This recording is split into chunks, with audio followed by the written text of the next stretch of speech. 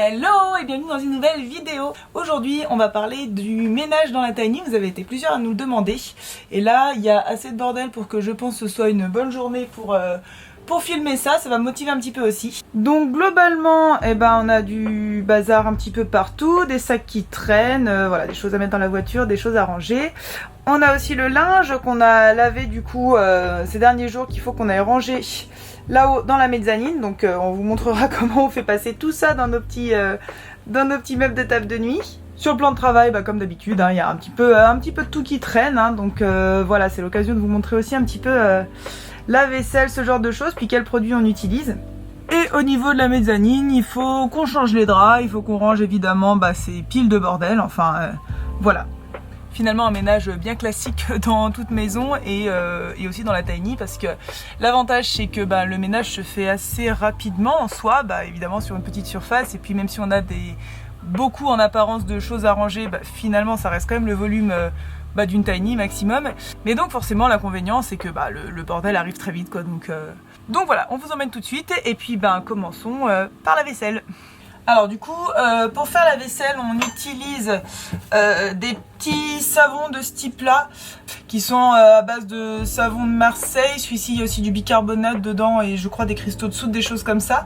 Enfin en tout cas voilà, que des choses le plus bio et naturel possible, dans la mesure où toutes nos eaux usées ressortent en direct après dans la terre. Il n'y a pas de traitement des eaux usées, tout ça, donc on fait hyper gaffe à tout ce qu'on utilise. Et puis on n'utilise pas d'éponge parce que les éponges classiques, il y a quand même des petites particules pareil de plastique qui mine de rien s'échappent assez volontiers des éponges. Donc on a quelque chose comme ça qui est une sorte d'éponge lavable, je pense que c'est le terme, de la marque ProWin. Voilà, je sais que c'est Alexandre Roux qui a une tiny qui en avait parlé, et donc ça doit faire 1 an qu'on l'utilise. Donc voilà, donc il y a un côté un petit peu doux, un côté avec plus d'épico, et clairement ça bouge pas, ça fonctionne super bien.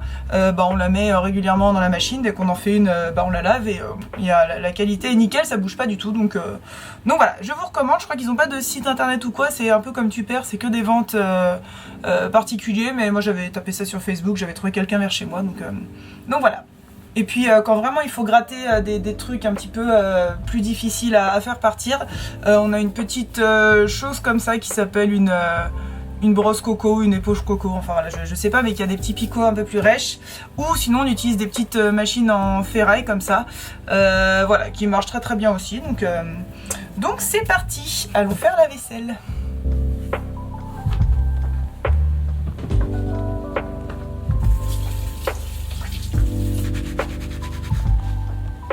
Du coup, on n'a pas spécialement installé de mousseur qui nous permet d'économiser l'eau sur le robinet.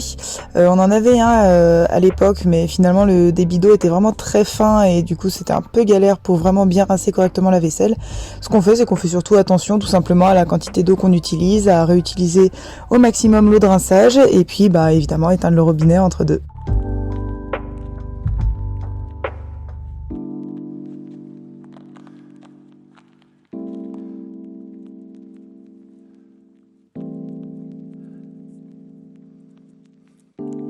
Alors vous allez me dire, mais vous avez menti, on a vu qu'il y avait une éponge. Oui, il y a cette petite éponge là, mais que j'avais trouvé, je vous mettrai le site si je le retrouve dans la description.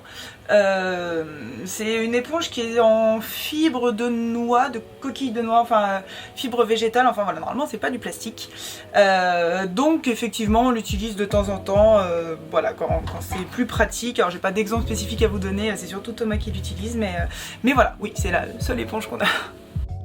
Pour nettoyer les surfaces, on utilise tout simplement un mélange d'eau, de vinaigre blanc dans lequel j'ai mis quelques écorces de clémentine si je dis pas de bêtises, qu'on vaporise tout simplement sur les surfaces. Ça permet de faire briller, d'enlever tout ce qui est un petit peu tache de gras et choses comme ça. On nettoie et on essuie avec des chiffons microfibres, pareil, qu'on réutilise à chaque fois et qu'on lave entre temps.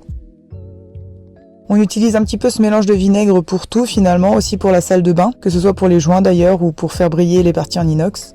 Et clairement, ça fait des années qu'on utilise ça et on n'a vraiment rien à redire là-dessus. Le coût étant également très très intéressant.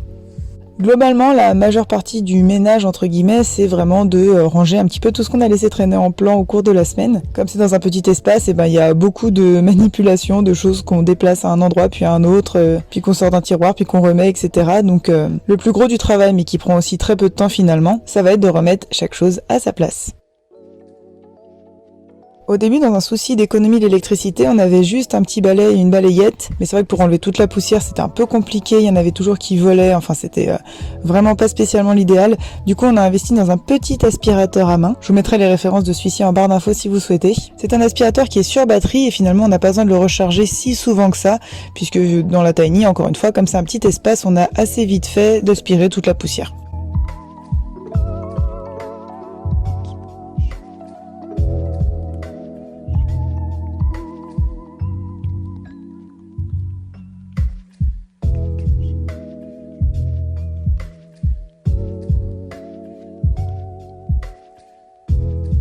Et puis l'autre partie du ménage qu'on laisse toujours un petit peu traîner, ça va être de ranger les vêtements. On a finalement pas mal de vêtements pour une tiny, on trouve. Et du coup, finalement, on fait pas des machines si souvent que ça, mais quand on en fait, ça fait un sacré paquet de choses à ranger. Ça, j'en avais déjà parlé dans une vidéo où je vous présente la chambre et la mezzanine, de la façon dont on rangeait nos vêtements. Donc la première chose qu'on fait pour vraiment gagner du temps, ça va être de trier les vêtements par catégorie, ceux de Thomas, les miens, les t-shirts, les pantalons, les pulls, etc. Une fois que tout est trié et qu'on a fait des piles, ensuite c'est extrêmement rapide à ranger du coup. Personnellement, j'utilise un rangement un petit peu à la Marie Kondo, encore une fois ça j'en parle dans la vidéo sur la mezzanine que je vous laisserai aller voir. Thomas utilise un rangement plus classique. On a chacun notre petite table de nuit aux extrémités du matelas et on a aussi le meuble qu'on avait rajouté pour faire garde-corps dans lequel on peut ranger tous nos pulls. Bon, du coup, généralement, quand on a fini de ranger là-haut, en bas, ça ressemble à nouveau à ça. Entre les affaires de sport qu'on met dans ce tiroir là, les choses qui vont aux salles, les sacs à ranger dans la voiture, tout ça, enfin... Mais voilà, mais tout ça se range en 30 secondes.